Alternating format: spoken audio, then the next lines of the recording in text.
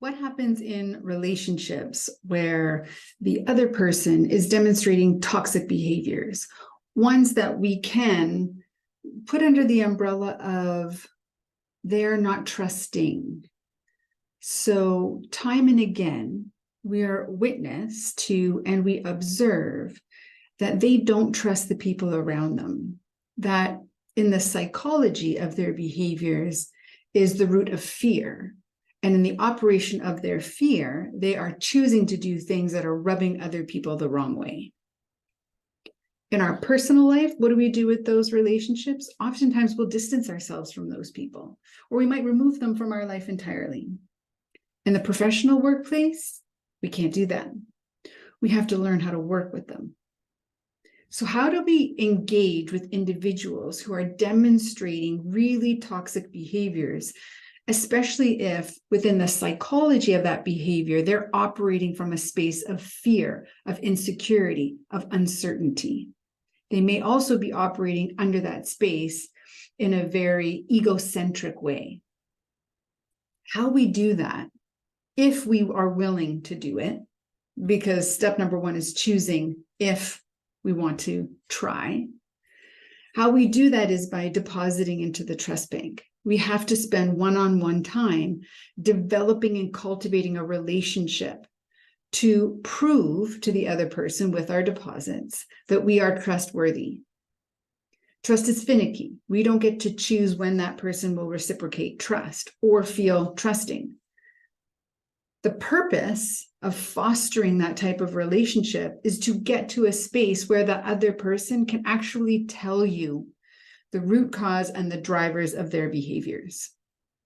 To establish a really strong relationship with that person so that when they do tell you, you can reciprocate by letting them know the negative ripple impact of their behaviors.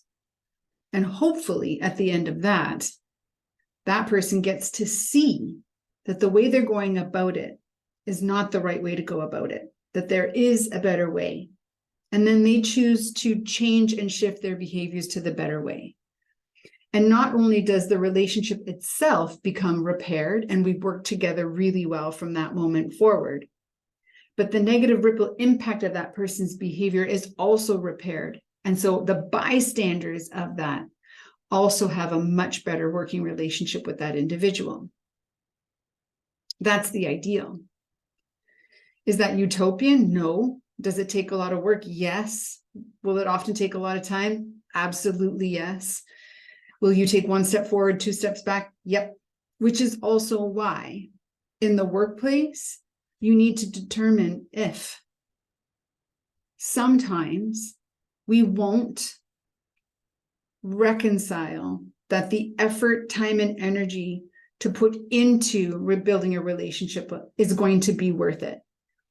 Meaning we've already had enough proof that that person isn't willing to step into that space. They have their own agenda and they're headed in that direction. And so being able to turn inward and ask ourselves the real questions around, am I up for the kind of time and energy and work and effort that's going to be needed in order to shift this relationship? And oftentimes we'll only say yes if we have hope or optimism, a glimpse that the other person might also want that. If we don't see that, if we don't even have a glimmer of that hope, then our answer will be no. And what are we left with? We're left with the professional only relationship, the one where we meet expectations, but likely we won't exceed expectations in that relationship.